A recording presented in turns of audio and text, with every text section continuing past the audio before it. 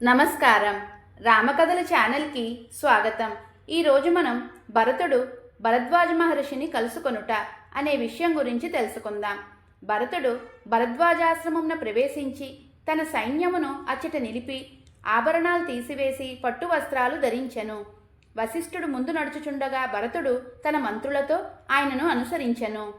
ఆశ్రమంలో కొంచెం దూరంలో వారికి భరద్వాజ మహర్షి కనబడెను. అప్పుడు భరతుడు మంత్రులను అక్కడ ఆపి వశిష్ఠ మహర్షి వెంట భరద్వాజముని వద్దకు వెళ్ళెను. వశిష్ఠుణ్ణి చూసిన భరద్వాజ మహర్షి వారికి స్వాగతం పలికి అర్ఘ్యపాద్యములతో గౌరవించి వారికి ఫలములను సమర్పించెను. క్రమంగా వారి కుశల ప్రశ్నలు అడిగెను. అయోధ్యలో పరిస్థితుల గురించి అడిగి తెలుసుకొనెను. తరువాత వశిష్ఠుడు భరతుడు ఆ మహాముని యొక్క ఆరోగ్యం గురించి, ఆశ్రమంలోని అగ్ని కార్యాలు, వృక్ష సంపదను గురించి అడిగెను. ఇక్కడ అంతా కుశలమే అని భరద్వాజ మహాముని పలికి, భరత, రాజ్యపాలన చేస్తున్న నువ్వు అడవులకు ఎందుకు వచ్చావు నాకు తెలుపుము. అప్పుడు గాని నా మనస్సు కుదుటపడదు.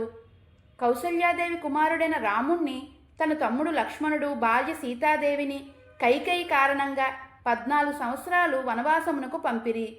మరి నువ్వు కూడా వారికి ఏమైనా అపకారం చెయ్యదలిచి ఇక్కడికి వచ్చావా ఏమి నాకు తెలుపుము అని అడగగానే భరతుడు తీవ్రమైన దుఃఖమునకు గురి అయి కన్నీరు కారుస్తూ, మహాముని, మీరు కూడా నన్ను అనుమానించాక నేను జీవించుట వ్యర్థము. నిజంగా నాలో ఏ దోషమూ లేదు. నేను అయోధ్యలో లేనప్పుడు నా తల్లి కైకేయి చేసిన పని ఇది. ఆమె మాటను నేను అనుసరించను. నేను శ్రీరాముణ్ణి వేడుకొని అయోధ్యకు తీసుకొని వెళ్ళుటకు ఇక్కడికి వచ్చాను. నన్ను నమ్మండి.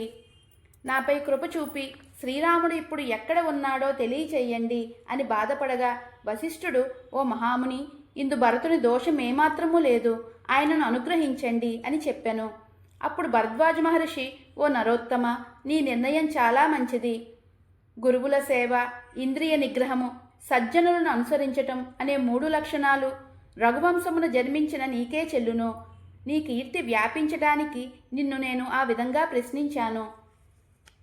సీతారామ లక్ష్మణులు నివసిస్తున్న ప్రదేశం నాకు తెలుసు. వారు చిత్రకూట పర్వతమునందు ఉన్నారు. ఓ భరత, శ్రీరాముడి వద్దకు నువ్వు రేపు వెళ్ళవచ్చు. మీ సైన్యంతో పాటు ఇచ్చట విశ్రాంతి తీసుకోండి. ఇది నా కోరిక. అంతట భరతుడు, ఓ మునీశ్వర, మీ ఆజ్ఞను పాటిస్తాను అని చెప్పి ఆ రాత్రికి ఆశ్రమం నందే గడిపెను. ఇది ఈరోజు కథ. తదుపరి భాగంలో మరో అందమైన సంఘటనను తెలుసుకుందాం. ధన్యవాదములు. జై శ్రీరామ్.